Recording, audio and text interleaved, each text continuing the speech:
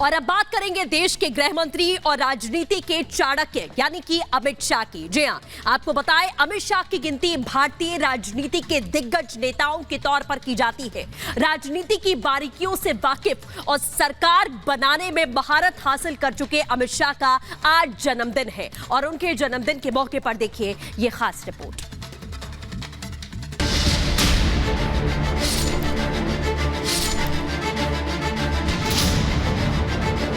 Jammu and Kashmir के पीए को आप भारत का हिस्सा नहीं मानते हो क्या?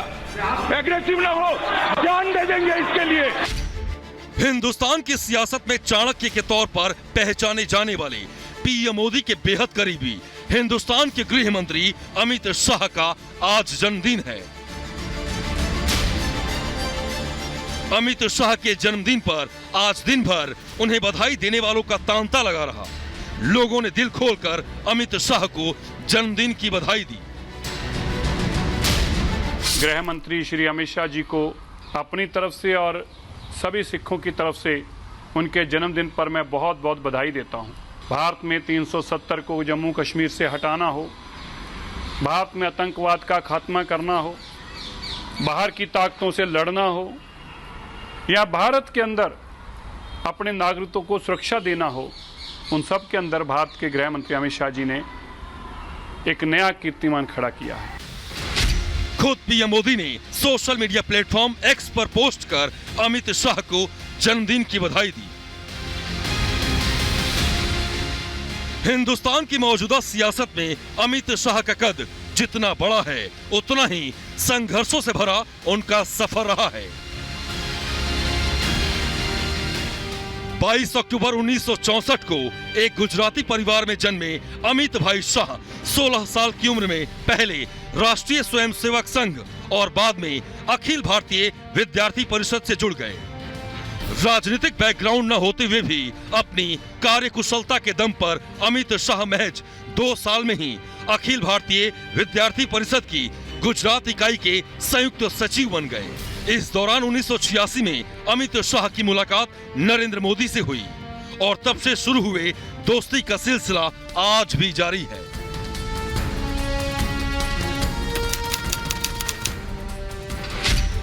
साल 1997 में अमित शाह ने गुजरात के सरखेज सीट से नामांकन पर्चा दाखिल किया और रिकॉर्ड मतों से विजयी हुए।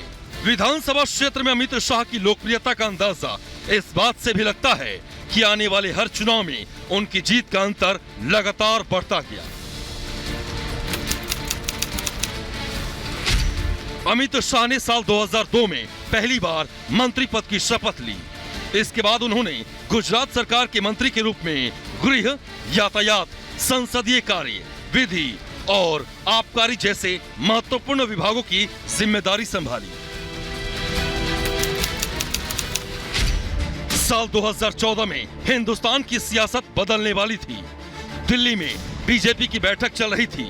बैठक की अध्यक्षता कर रहे थे तत्कालीन राष्ट्रीय अध्यक्ष राजनाथ सिंह और मुद्दा था आखिर नरेंद्र मोदी चुनाव कहां से लड़ेंगे। जहां कई लोगों ने गुजरात और बिहार से नरेंद्र मोदी को चुनाव लड़ाने का सुझाव दिया, वहीं एक सधी हुई आवाज ने उत्तर प्रदेश के वाराणसी को नरेंद्र मोदी का संसदीय क्षेत्र बनाने का प्रस्ताव रखा और वो आवाज थी वर्तमान गृह मंत्री अमित शाह की। अमित शाह अच्छी तरीके से जानते थे कि उत्तर प्रदेश के जातीय और धार्मिक चक्रव्यूह को भेदने के लिए नरेंद्र मोदी का वाराणसी जाना कितना जरूरी है। हर बूथ पर बीजेपी को मजबूत कर चुके अमित शाह की दूरदर्शिता ही थी जिसने चुनावी हवा के रुख को पहले से ही भांप लिया था। तभी तो कई असहमतियों के बाद भी राजनीति के चाणक्य ने नरेंद्र मोदी के लिए वाराणसी सीट पर फाइनल मुहर लगवाया। 2014 के चुनाव में मोदी लहर थी, लेकिन इस लहर को सुनामी में बदलने का काम किया अमित शाह ने। एक एक सीट से जिताऊ प्रत्याशियों का ऐसा किला तैयार किया जिसने बीजेपी के 30 सालों का रिकॉर्ड तोड़ दिया। बीजेपी ने रिकॉर्ड 283 सीटों पर जीत दर्ज की, वहीं बीजेपी गठबंधन ने 336 सीटों पर कब्जा किया। यही वो दौर था जिसने अमित शाह को राजनीति के चाणक्य के रूप में स्थापित कर दिया। शतरंज के शौकीन अमित शाह को हमेशा से ही रणनीति बनाकर अपने प्रतिद्वंदियों को मात देने में मजा आता रहा है। अमित शाह के काम करने का तरीका उन्हें टिपिकल नेताओं से अलग करता है। साल 2014 में जीत दर्ज करने के साथ ही अमित शाह साल 2019 के तैयारियों में जुट गए थे। इसी का नतीजा था कि साल 2019 के चुनाव में बीजेपी ने 303 सीटों पर जीत दर्ज की। 2019 का चुनाव जीतते ही जिस अंदाज में पार्टी मुख्यालय में अमित शाह ने नरेंद्र मोदी का स्वागत किया था, उससे सभी को यह अंदाजा हो गया था कि अमित शाह पीएम मोदी के लिए सिर्फ एक दोस्त नहीं है, बल्कि उनके राजनीतिक सेनापति भी हैं। बीजेपी के दूसरे कार्यकाल में अमित शाह को गृह मंत्रालय की जिम्मेदारी मिली, जिसके बाद देश के उन मुद्दों पर काम शुरू किया गया जिसके चलते अक्सर विवाद बना रहता था। अमित शाह ने गृह मंत्रालय का कार्यभार संभालने के बाद कश्मीर की शांति पर काम शुरू किया। जम्मू कश्मीर से जुड़ी फाइलों का अध्ययन और सलाहकारों की राय के बाद कश्मीर को विशेष दर्जा देने वाली धारा 370 को खत्म कर दिया गया। गृह मंत्री के इस फैसले से न सिर्फ कश्मीर शांति और विकास के रास्ते पर आगे बढ़ा, बल्कि पीओके के लिए भी आवाज बुलंद होने लगी। इसलिए एग्रेसिव हूँ कि जम्मू एंड कश्मीर के पीएको को आप भारत का हिस्सा नहीं मानते हो क्या? एग्रेसिव ना हो, जान दे देंगे इसके लिए। क्या बात कर रहे हो आप? एग्रेसिव होने की क्या बात कर रहे हो?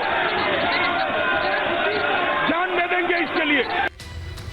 अमित शाह की सफलता का सिलसिला अभी थमा नहीं है। वो कहते हैं कि पार्टी का श्रेष्ठ दौर अभी आना बाकी है। वो इस समय 5 राज्यों में आगामी विधानसभा चुनाव और 2024 लोकसभा चुनाव को लेकर अपनी रणनीति तैयार कर रहे हैं। इसके लिए उनकी प्राथमिकता उन राज्यों पर फोकस करना है जहां पार्टी की स्थिति कमजोर है। Bureau report, Republic Bharat.